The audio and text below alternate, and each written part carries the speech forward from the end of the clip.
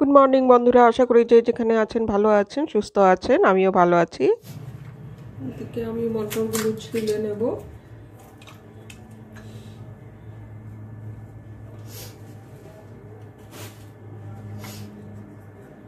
ধনিয়াটা আজকাল এমনিতেই দিচ্ছে সবজিওয়ালারা, দুদিন আগে তো কিনতে হতো, আজকাল এমনিতেই সবজি নিলে সবজির সাথে দিয়ে দিচ্ছে।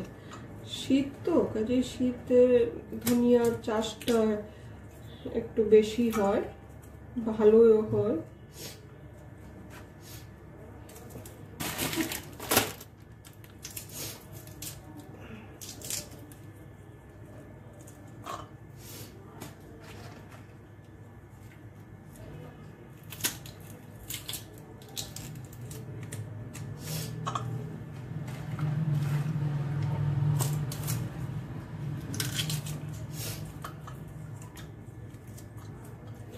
মটর ছিলাটা মানে জানি না আপনাদের কেমন লাগে, আমার তো ভীষণ ভীষণ মানে বোর লাগে আর কি।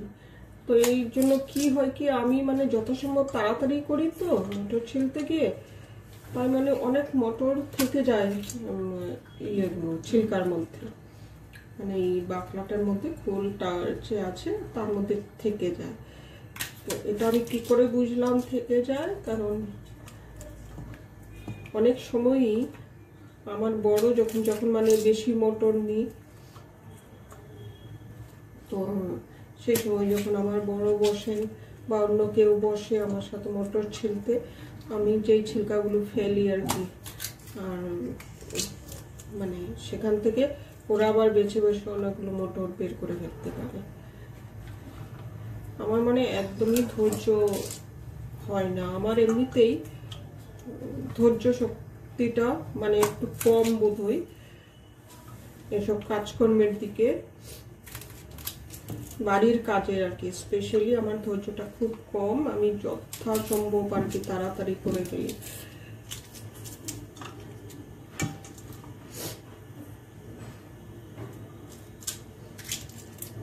তো অনেক সময় সেই জন্য দেখা যায় যে হয়তো মানে মশলাটা যতটুকু ভাজার দরকার ছিল, মানে কষানোর দরকার ছিল, ততটুকু না কষিয়ে আমি হয়তো বানিয়ে ফেলছি তরকারি। সেই জন্য আর কি তরকারির স্বাদটাতে খুব তারতম্য হয়।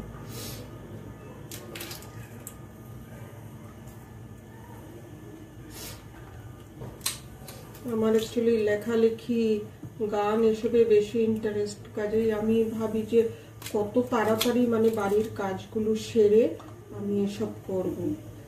আমার ঘুরতেও খুব ভালো লাগে, কিন্তু যেহেতু আজকাল কি গত কবছর ধরে আমার বর ভীষণ ব্যস্ত, যখন থেকে প্রমোশন হয়েছে তখন থেকে খুব ব্যস্ত, উনি আমাকে আর টাইম দিতে পারছেন না। আর অ্যাজ ইউজুয়াল আমি একা যেমন কোথাও ঘুরতে বেড়াতে আমার ভাল লাগে না, এমনকি আমার মার্কেটেও যেতে ভালো লাগে না, তাই আমি মানে বাড়িতেই থাকি। আর সেই জন্যই মানে বাড়িতে যাতে বোর না হয়, সব কিছু আছে, সেগুলো সাধন আছে, কিন্তু আমার ওই লেখালেখি, গান, ওইসবেই আমি থাকি মুক্ত। তবে আমি যখন থেকে এই কুকুর ছানাটাকে এনেছি, কুকুরের বাচ্চাটাকে এনেছি, কুকুরের বাচ্চা বলতে কেমন লাগে, মানে এটা তো একটা গালি হিসাবে ধরি আমরা, কাউকে যদি বলি কুকুরের বাচ্চা তবে তো বাবা মা কত কেলেঙ্কারি ব্যাপার। কিন্তু এই যে কুকুর মানে কুকুরের তুলনা হয় না, কুকুর জাতটার তুলনা হয় না, মানে এরা এত ভালোবাসা দেই যে আমার তো মাঝে মধ্যে এই যে দেখেন, এই যে উঁকি মারছে এদিক থেকে, এই যে আমার টিটু, মানে ওর মটর খুব ভালো লাগে। আমি ডাক্তার ওকে যে কোনো কাঁচা জিনিস দিতে মানা করেছে, তাও আমি একটা দিয়ে দিয়েছি আর কি ওকে মটর। খুবই ভালোবাসে ও মটর খেতে।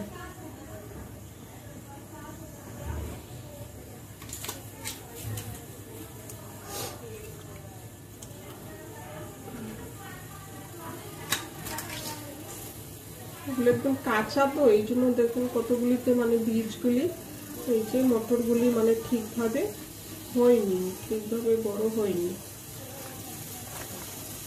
তবে এই সময় মটরটা খেতে খুবই স্বাদ লাগে, নভেম্বর ডিসেম্বরের মটরগুলো খুবই স্বাদ লাগে, কারণ কি একদমই কাঁচা, একদমই ফ্রেশ থাকে, সেজন্য খুব মিষ্টি মিষ্টি খুবই মজা লাগে।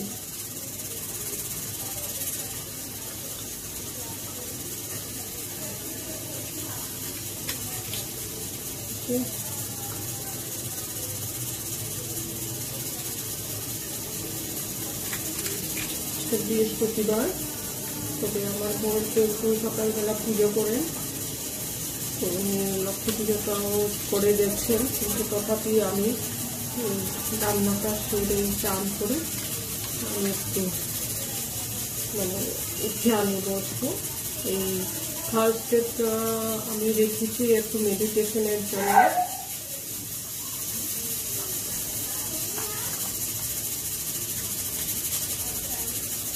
মেডিটেশন করতে আমার খুবই ভালো লাগে, খুবই ভালো লাগে মেডিটেশন করতে।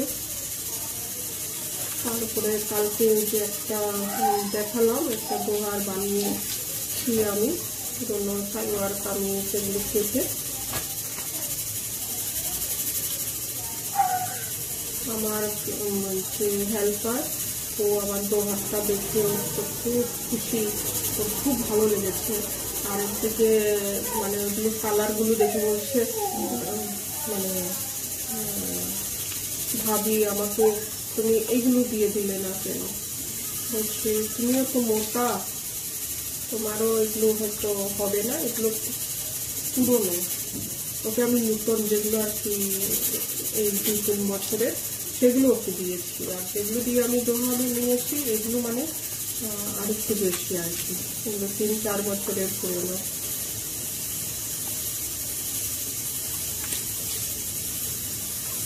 জানি না, আমার মানে সাংসারিক কাজ করতে খুব ভালো লাগে, সংসার করতে আমার খুবই ভালো লাগে, মানে সংসারে সেলাই টেলাই, এদিকে আমার হাতের কাজ থাকবে, ওদিকে হাতের কাজ থাকবে। তারপরে অনেক স্টুডেন্ট লাইফে আমি মানে অনেক সোয়েটার বুনেছি, অনেক সেলাই, ক্রসটি সেরকম অনেক করেছি, কিন্তু তারপরে তো চাকরির জীবনটাতে আমি একদমই সময় পাইনি কিছু করার, কিছু। সেই জন্য একদিকে আমার দুঃখ হয়, দুঃখ এই জন্য হয় কি আমার মা যখন আসতেন তখন মানে আমি এরকম কাজকর্ম করে ভালো ভালো খাওয়া দাওয়া বানিয়ে মাকে হয়তো দিয়েছি, কিন্তু এখন যেভাবে মানে অঢেল বানায় আর কি, তখন সেভাবে বানাতে পারিনি। তাদের এখন এই রিটায়ারমেন্টের পরেই আমার এসব মানে বেশি বেশি শুরু হয়েছে। আমার এখন রান্না করতে খুবই ভালো লাগছে, মানে অনেক রান্না করে ফেলি এদের সময়, যেগুলো মানে আমরা দুজনে খেয়ে ফেলতে পারি না, হয়তো যেদিন বাড়িতে কেউ আসে না, তো সেদিন মানে অনেক রাত্রেবেলা প্রবলেম হয়ে যায় ফ্রিজে সেগুলো রাখতে। এখন অবশ্য এত প্রবলেম হবে না, এখন তো ঠান্ডা, তাতে এখন বাইরে থাকলেও মানে অত প্রবলেম নেই। সকালবেলা কাজের মেয়েটা হেল্পার, ও নিয়ে যেতে পারবে আর কি। তবে আমার চিকেন মাটন এরকম যদি বাসি থেকে যায় সেটা আমি দিই না, সেটা আমি নিজেই খাই, আমার খুব ভালো লাগে। স্পেশালি মাটনটা মানে বাসি খেতে, মাটনের ঝোল মানে অপূর্ব লাগে, এত স্বাদ লাগে আমার। তো আমি তো এই সপ্তাহে মোটামুটি ভেজেই কাটিয়ে দিলাম।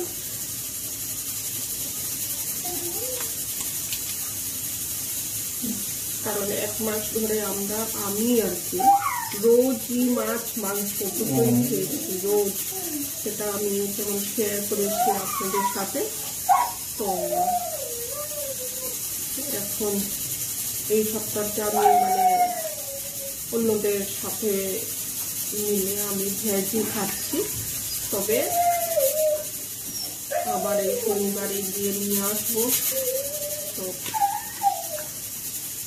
মাছ মাংস এনে ডিপ ফ্রিজে স্টোর করে দেবো। আমি এখন মানে স্টোরই করে দিই, তবে রোজ মানে বাজারে যাওয়ার ঝঞ্ঝা থাকে না, অথবা যখন খাওয়ার ইচ্ছা হয় তখন এটা মনে হয় না যে আরে ঘরে তো এটা নেই, ঘরে তো এই মাছ নেই, ঘরে মাংস নেই, এরকম মনে হয় না আর কি। তো এরকম ফ্রিজার থেকে বের করে রান্না করে ফেলি আর কি।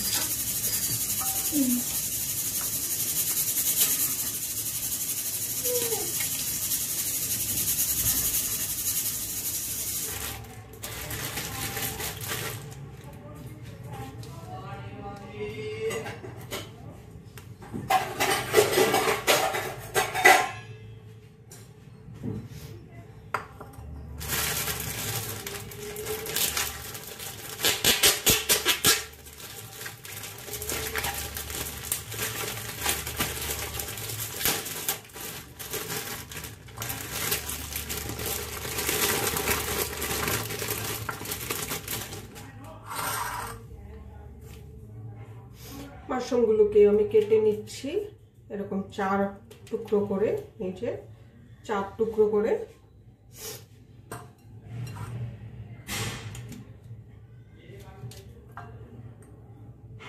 মাশরুম আমার খুব ভালো লাগে। আমার মনে আছে, খারাপ মনে হলো, আমার মনে আছে ছোটবেলায় বাবা যখন মানে মাঝে মধ্যে, আমি তখন খুবই ছোট আর কি, তো আমরা যেই জায়গাতে থাকতাম সেই জায়গাতে একটা পাহাড়ি নদী ছিল। তো বাবা মাঝে মধ্যে বড়শি নিয়ে সেখানে ফিশিং যেত। পাহাড়ি নদী তো মাছ টাছ নেই, তবু মানে ছোট ছোট কতগুলি মাছ মানে বড়শিতে আটকা পড়তো, বাবা তাতেই খুব খুশি।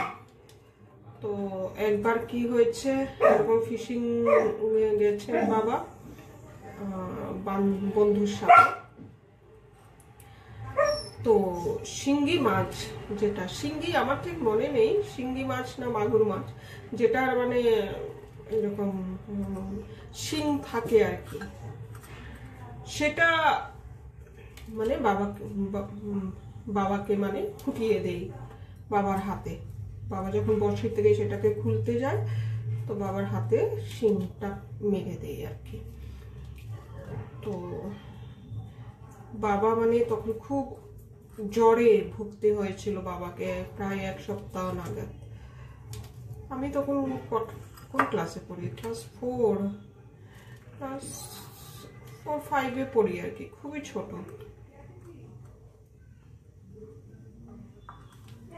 তো সেই সময় আর কি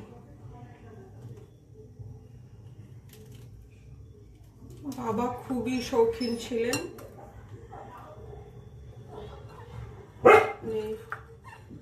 একদিকে যেমন শৌখিন ছিলেন, একদিকে অনেস্ট, একদিকে মানে খুবই শিক্ষিত বলতে একাডেমিক নয়, একাডেমিকে তো ইঞ্জিনিয়ার ছিলেন, মানে শিক্ষিত বলতে পৃথিবীর প্রতিটি খবর, প্রতিটি দেশের খবর উনি রাখতেন। প্রতিদিন আমাদের বাড়িতে টেলিগ্রাফ পেপারটা, তারপরে আনন্দবাজার পত্রিকা, স্টেটসম্যান, তারপরে Times of India, India today, তারপরে আরেকটা কি আরো যেন কি ছিল ভুলে গেছি, দেশ পত্রিকা, এসব প্রতিদিন আসতো আমাদের বাড়িতে। এখন তো আমি কোনো পত্রিকাই রাখি না, কোনো পেপারই রাখি না, কারণ নেটেই সবকিছু এখন আমরা পেয়ে ফেলি, কাজেই এখন তো আর দরকার হয় না। নেটেই আমার ইন্ডিয়া টুডে, টেলিগ্রাফ এগুলো ডাউনলোড করা আছে, তো এগুলোই দেখি আর কি। কিন্তু দেখি মানে রেগুলার দেখি অথবা কিছু সেরকম নয়। এই খবর একটা খুব ইম্পর্টেন্ট খবর পড়লাম, হয়তো 2 দিন পরে সেটা ভুলিয়ে গেলাম, কিন্তু বাবা সেরকম ছিল না। বাবার মানে নখদর্পণে ছিল সব কিছু, ক্রিকেটের সব কিছু মানে নখদর্পণে। কপিল দেব ফেভারিট, গাভাস্কার ফেভারিট, এরা মানে কি বলবো, বাবা মানে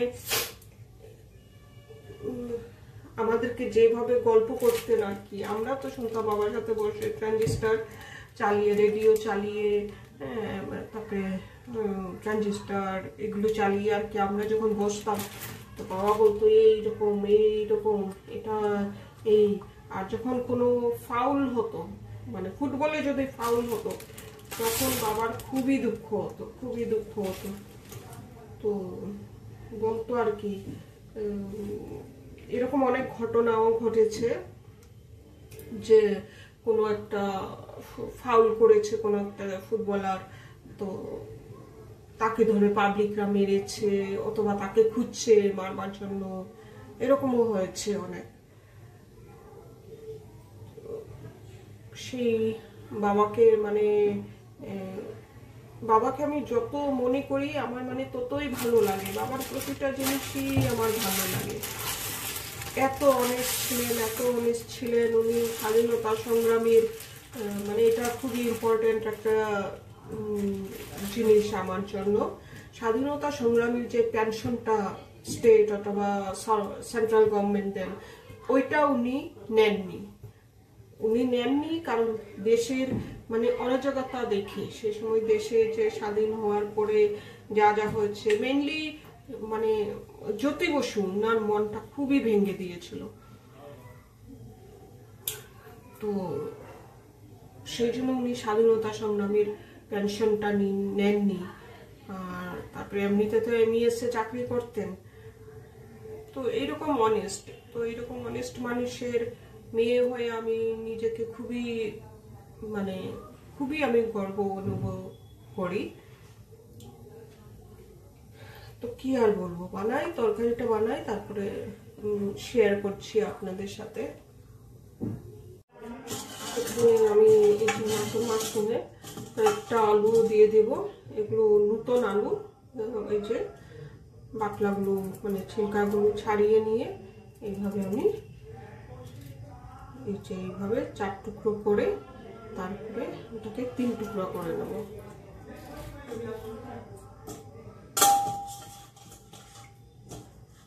এইরকম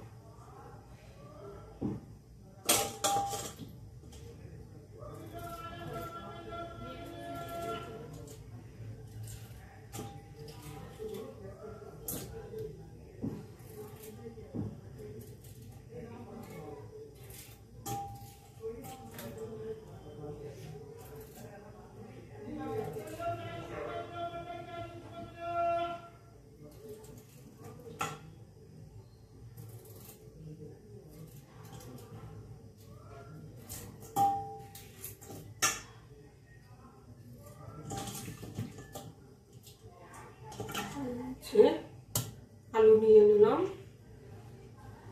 এখন আমি পেঁয়াজ নিয়ে নেব।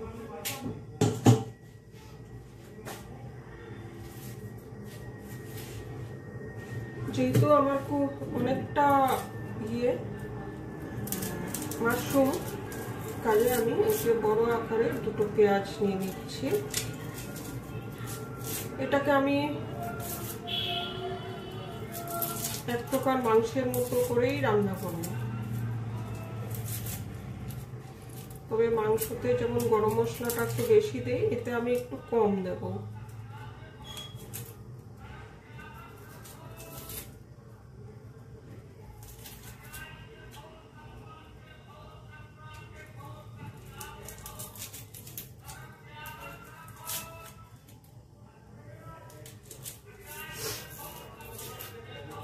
আমি পেঁয়াজ সাধারণত এই ছোট ছুরিটা দিয়েই কাটি, বড়টা দিয়ে আমি অত ভালো পারি না পেঁয়াজ কাটতে, ছোটটা দিয়েই কাটি আর কি।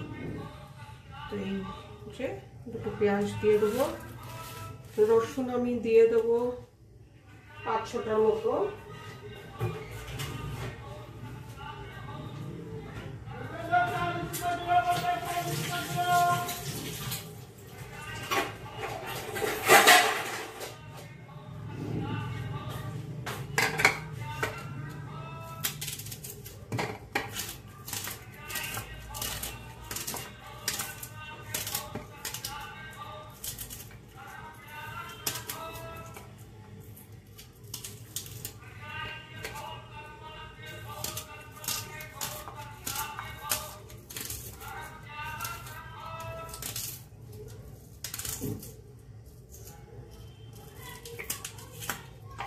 এরকম করে আমি আপনাদেরকে দেখাবার জন্য কাটছি।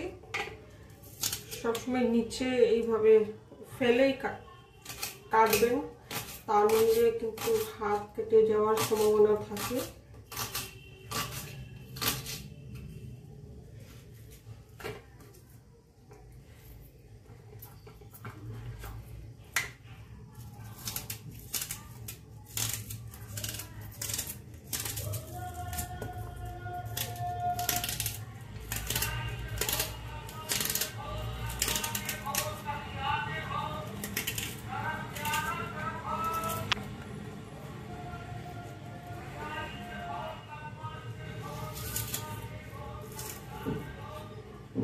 এইভাবে একটু সাবধানে কাটতে হয়।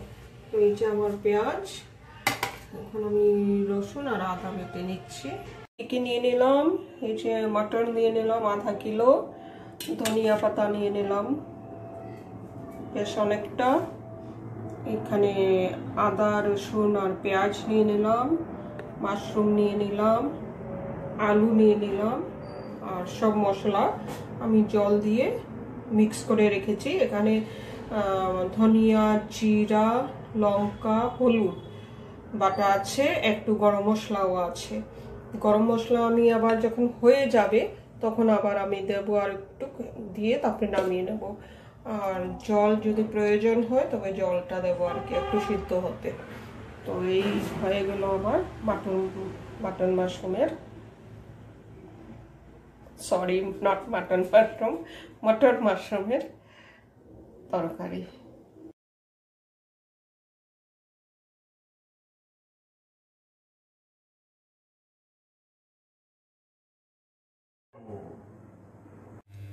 যে গ্যাসে আমি প্যানটা গরম করে নিলাম, এতে আমি 2 চামচ রিফাইন্ড অয়েল দিয়ে দেব।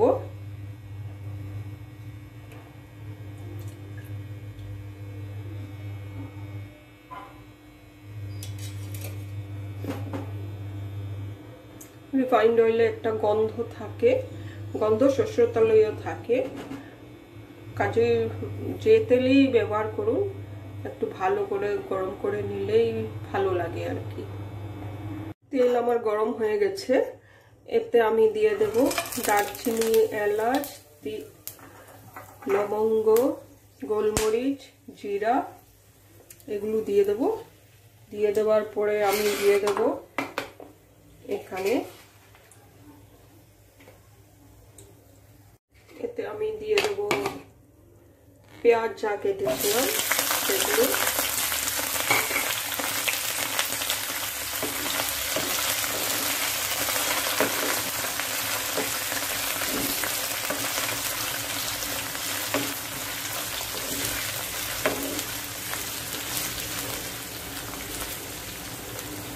এগুলোকে আমি ভালো করে ভাজা করে নেব, কষিয়ে নেব আর কি। এখানে আমি দিয়ে দিলাম আদা রসুন,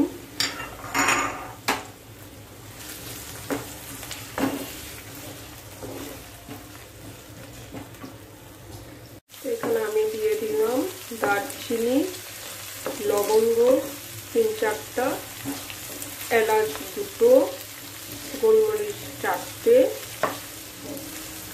জিরা একটু, আর একটা শুকনো লঙ্কা দিয়ে সেগুলো দেওয়ার পরে আমি দিয়ে দিলাম পেঁয়াজ।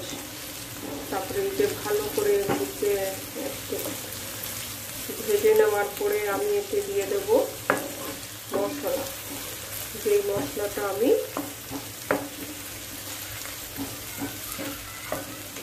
মিশিয়ে রেখেছিলাম সেই মশলাটা আমি দিয়ে দেবো এতে। আমি যেটা করবো সেটা একটু অন্যরকম, আমি এই যে পেঁয়াজটাকে সাইডে করে দিয়েছি আর আলুটাকে আমি ভেজে নেব।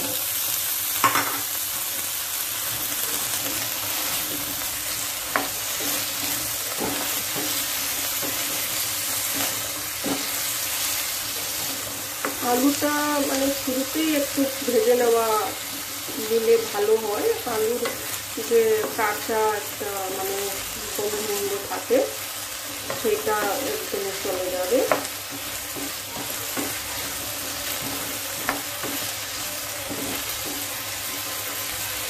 যখন মিক্স ভেজটা করি, মাশরুম, মটর, গোবি, আলু, গাজর এসব দিয়ে যখন মিক্স ভেজটা করি তখন কিন্তু আমি আলুটা আগেই ভেজে নিই। কেন জানি আলুটা যদি কাঁচা কাঁচা মানে সমস্ত সবজির সাথে মিক্স করে দেওয়া হয়, তো একসাথে যদি দেওয়া হয় তবে মানে এটার স্বাদটা ঠিক বোঝা যায় না, মানে ঠিক কেমন একটা লাগে। আমি নতুন আলু কিন্তু সেটাকে যদি ভেজে নেওয়া যায় একটু আগে, মানে ছাঁকলিয়ে নেওয়া যায়, তবে সেটা ভালো থাকে। তবে আমি চেষ্টা করি আলুটাকে আগে ছাঁকলিয়ে নিতে, তারপরে গিয়ে অন্যান্য সবজি বা যে কোনো জিনিসই, সে মাছ বলুন মাংস বলুন, আলুটাকে আমি আগে একটু ছাঁকলিয়ে নিই। কিন্তু আমার আলুটা ছাঁকলানো হয়ে গেছে। এবার আমি সরষে পেঁয়াজের সাথে আবার এইভাবে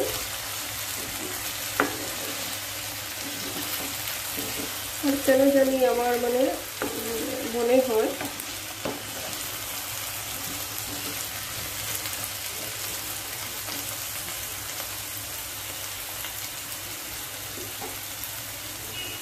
এইভাবে মানে ভালো স্বাদটা পাওয়া যায়।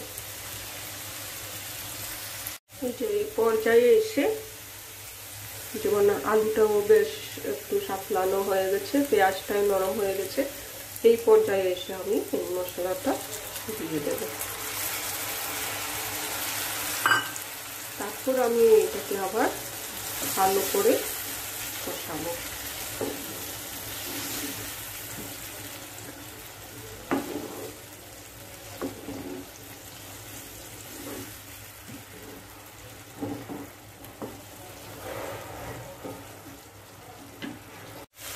মশলাটা আমার হয়ে গেছে, কষানো হয়ে গেছে, তেলটা এসে ভেসে উঠেছে।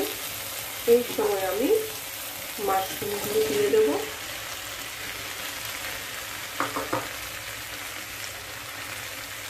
আর সাথে মটরগুলিও দিয়ে দেব।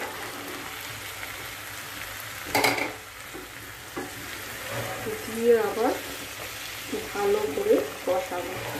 তো এটা মানে কষাতে কষাতেই আমার এই তরকারিটা হয়ে যাবে। কিন্তু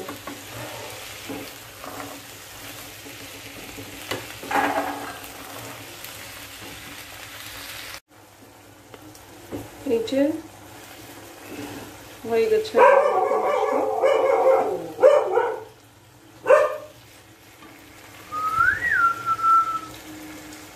এবার আমি উপর থেকে একটু আদা চামচ গরম মশলা আবার ছিটিয়ে দেব,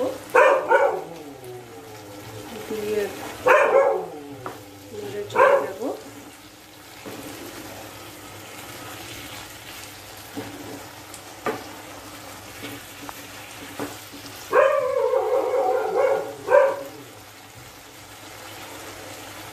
আমার হয়ে গেছে। এখন উপর থেকে আমি ধনিয়া পাতা দিয়ে দেবো।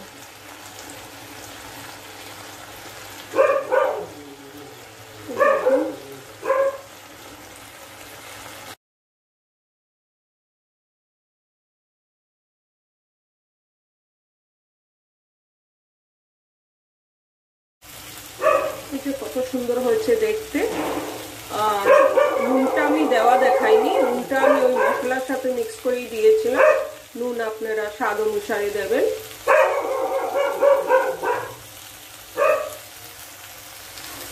এই হয়ে গেল আমার মাটন মাশরুম, আলু মাটন মাশরুম।